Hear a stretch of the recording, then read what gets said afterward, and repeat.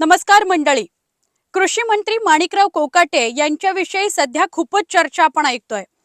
ते सभागृहामध्ये बसून रमी खेळतायत असा एक व्हिडिओ सुद्धा व्हायरल झालाय.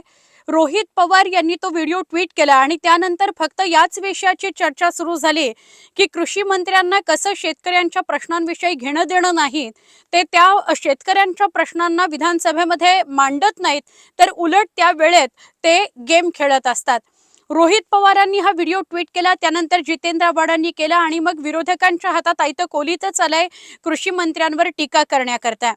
यावर कृषी मंत्र्यांनी पत्रकार परिषद घेतली आणि आपलं स्पष्टीकरण दिलेलं आहे. याच सगळ्या संदर्भातला सविस्तर व्हिडिओ तुम्ही बघता आहात. संपूर्ण व्हिडिओ शेवटपर्यंत बघा आणि तुमच्या कमेंट सुद्धा करा की तुम्हाला नेमकं माणिकराव कोकाटे यांच्या या कृतीबद्दल काय वाटतंय, त्यांनी जे स्पष्टीकरण दिलेलं आहे ते तुम्हाला पटतंय का. तर विषय असा आहे मंडळी, माणिकराव कोकाटे म्हणजे सध्या पावसाळी अधिवेशन सुरू आहे आणि कृषी मंत्री माणिकराव कोकाटे हे सभागृहामध्ये कामकाज सुरू असताना आपल्या मोबाईलवर रमी हा गेम खेळत होते असा एक व्हिडिओ रोहित पवारांनी ट्विट केला. रोहित पवारांनी त्यावर आरोप केले की शेतकऱ्यांच्या प्रश्नांविषयी काही घेणं देणं कोकाटेंना नाही आणि खरं तर भाजपच त्यांच्या वतीनं सगळे निर्णय घेत असतो, त्यामुळे कृषी मंत्र्यांना काही काम उरलेलं नाही आणि म्हणून कृषी मंत्री रमी खेळत होते. त्याच दिवशी लगेचच जेव्हा हा व्हिडिओ ट्विट झाला त्या दिवशी लगेचच रोहित पवारांच्या व्हिडिओ नंतर स्वतः स्पष्टीकरण दिलेलं आहे माणिकराव कोकाटे यांनी. माणिकराव कोकाटे काय म्हणतायत, तर मी काही गेम बेम खेळत नव्हतो, मी युट्यूबला जाणार होतो की विधान परिषदेमध्ये काय कामकाज चाललंय ते बघावं, पण त्याआधी युट्यूब सुरू केल्यावर मला काही व्हिडिओ आले आणि ते रमीचे व्हिडिओ होते, तर मी ते स्किप करत होतो आणि तेव्हा 18 सेकंदाचं फक्त शूट करण्यात आलंय असा आरोप त्यांनी त्या ट्विट नंतर म्हणजे तो व्हिडिओ ट्विट झाला त्याच्यानंतर दिला होता. आज पुन्हा त्यांनी पत्रकार परिषद घेतली. आजच्या 22 तारखेच्या मंगळवारी त्यांनी पत्रकार परिषद घेतली आणि मला जाणीवपूर्वक टार्गेट केलं जात आहे असं त्यांनी म्हटलं. त्याच्या बरोबरीने त्यांनी हेही म्हटलं की मी काही विनयभंग वगैरे केलेला आहे का, का मी कुणाचं काही नुकसान केलंय, माझी काही गुन्हेगारी पार्श्वभूमी आहे की मला इतकं टार्गेट केलं जात आहे, नुसतं त्या गेमवरून मला इतकं का ट्रोल केलं जात आहे असा प्रश्न त्यांनी विचारला. म्हणजे आश्चर्यकारक गोष्ट ही आहे की एकतर विधानसभेचं कामकाज सुरू असताना ते पत्ते खेळतायत असा व्हिडिओ समोर येतो, त्याच्याविषयी तार्किक असं काही स्पष्टीकरण देण्याऐवजी ते असं म्हणाले की मी काही गेम खेळत नव्हतो, किंबहुना जी आलेली जाहिरात होती ती मी स्किप करत होतो. पण आपण सगळ्यांनी तो जर व्हिडिओ पाहिला तर आपल्या सगळ्यांच्या लक्षात येईल की हे उत्तर थोडंसं पटणारं नाही.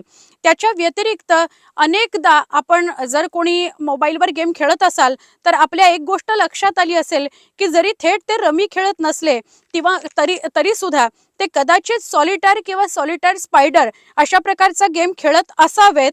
मी सुद्धा काही कधी मोबाईलवर गेम खेळलेली नाही, पण साधारणपणे जर तुम्ही बघाल ती स्क्रीन आणि ही स्क्रीन जर तुम्ही बघाल तर तुम्ही त्याच्याशी साधर्म्य साधू शकाल. हा मी आत्ता म्हणजे हा व्हिडिओ बघितल्यानंतर मी हा सॉलिटायर क्लासिक जो गेम आहे तो डाउनलोड केला आणि मी बघितलं तर मला स्क्रीन काही मिळती जुळती दिसत नाहीये. पत्ते मला मिळते जुळते दिसत आहेत पण स्क्रीन दिसत नाहीये. तर स्क्रीनची मी थीम बदलली तर ती थीम त्यांचा जो व्हिडिओ समोर येतोय त्याच्याशी नक्कीच मॅच होईल. किंवा मी दुसरा एक व्हिडिओ सुद्धा फ्री सेल स्पायडर नावाचा एक व्हिडिओ सुद्धा गेम सुद्धा डाउनलोड केला आणि मी विचार केला की कदाचित ते हा गेम खेळत असतील का, तर हा गेम जरा कमी खेळत असतील असं मला वाटतं. म्हणजे हा गेम नसावा, तो सॉलिटायर क्लासिक हाच गेम असावा जो मी मगाशी तुम्हाला दाखवला आणि त्याचं थीम मात्र त्यांनी चेंज केलेलं आहे आणि कदाचित ते सॉलिटायर गेम खेळत असतील. पण मुद्दा हा आहे की कृषी मंत्री तुम्ही आहात. कृषी मंत्री असताना तुम्ही तुमच्या फावल्या वेळेमध्ये तुमचं काम नसताना जर एखादा गेम खेळत असाल तर एक वेळ ते पटेल देखील, पण तुम्ही विधानसभेमध्ये पावसाळी अधिवेशन सुरू असताना कामकाज सुरू असताना अशा प्रकारे कुठल्याही प्रकारचा, मग तो रमी असेल किंवा कुठल्याही प्रकारचा गेम असेल, जर तो खेळत असाल तर ही बाब गंभीर आहे आणि विरोधकांनी त्यावर आगपाखड केलेली आहे. दुसरा मुद्दा पत्रकार परिषदेमध्ये आज माणिकराव कोकाटेंनी मांडला तो म्हणजे मी काही विनयभंग केलाय का, का मी कुठली गुन्हेगारी पार्श्वभूमीचा आहे. अहो, असं म्हणण्याला अर्थच कुठे उरतो की मी काही विनयभंग केला आहे का? तुम्ही विनयभंग केल्यानंतर तुमच्या गोष्टीची दखल घ्यायला हवी का? म्हणजे एखाद्या वेळेला विधानसभेमध्ये किंवा विधान परिषदेमध्ये बसून कामकाज सुरू असताना असा गेम खेळणं ही इतकी कमी महत्त्वाची गोष्ट आहे असं वाटतंय का?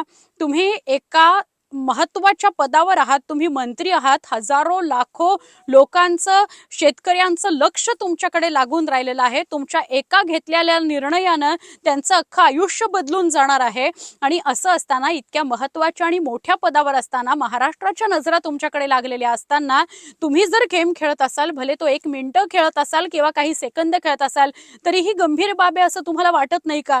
हा प्रश्न विरोधकांनी सुद्धा विचारलेला आहे आणि अनेक पत्रकार सुद्धा विचारत आहेत.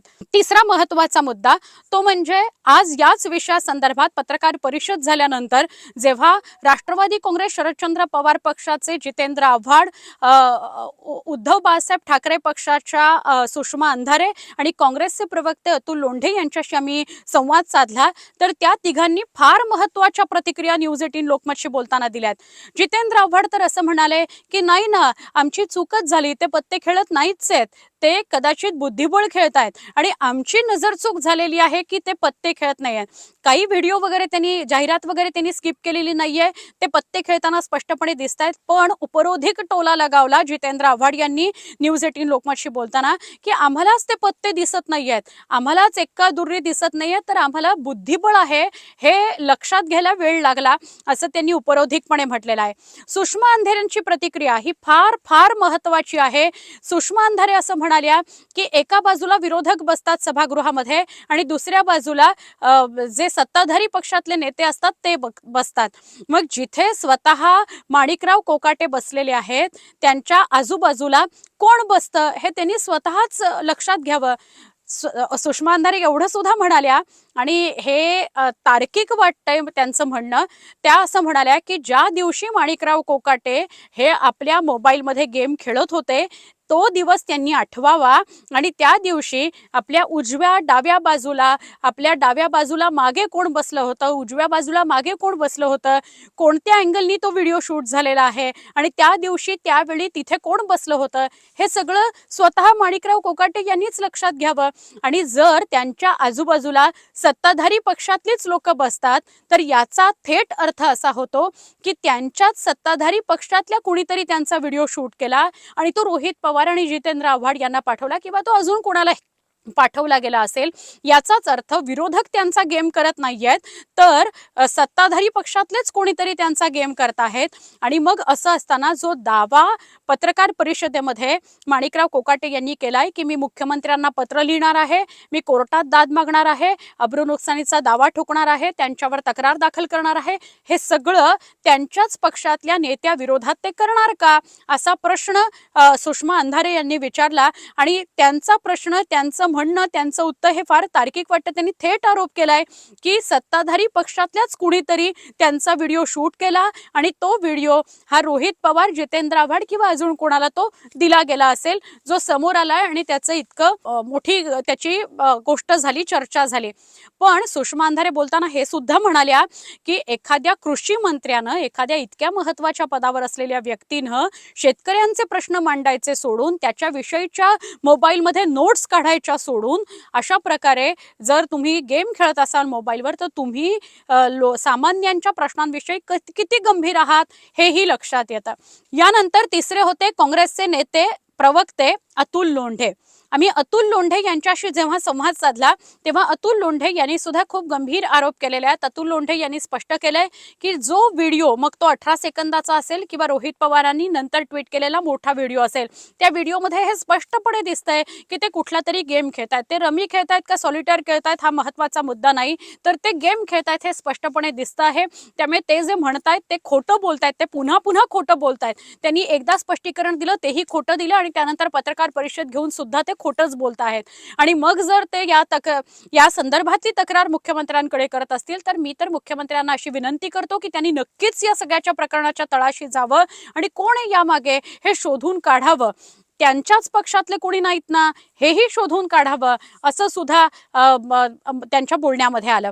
अजून एक महत्वाची गोष्ट अतुल लोंढेंनी सांगितली, की इतक्या सराईतपणे ते जर सांगत असेल, म्हणजे याआधी सुद्धा अनेक महत्त्वाच्या मुद्द्यांवर ते चर्चेत आलेले आहेत आणि असं असताना त्यांचा राजीनामा घेणं हे गरजेचं आहे, कारण ते असंवेदनशीलपणे वागत आहेत आणि किती सरकारच्या मंत्र्यांना किती गुरमी आलेली आहे, हे सुद्धा ते आपल्या पत्रकार परिषदेतल्या त्यांच्या वक्तव्यांनी दाखवून देत आहेत, असं सुद्धा अतुल लोंढे यांनी म्हटलेलं आहे. आता मुख्यमंत्री देवेंद्र फडणवीस यांनी सुद्धा प्रतिक्रिया दिली, की त्यांचं हे वर्तन हे योग्य नाहीये.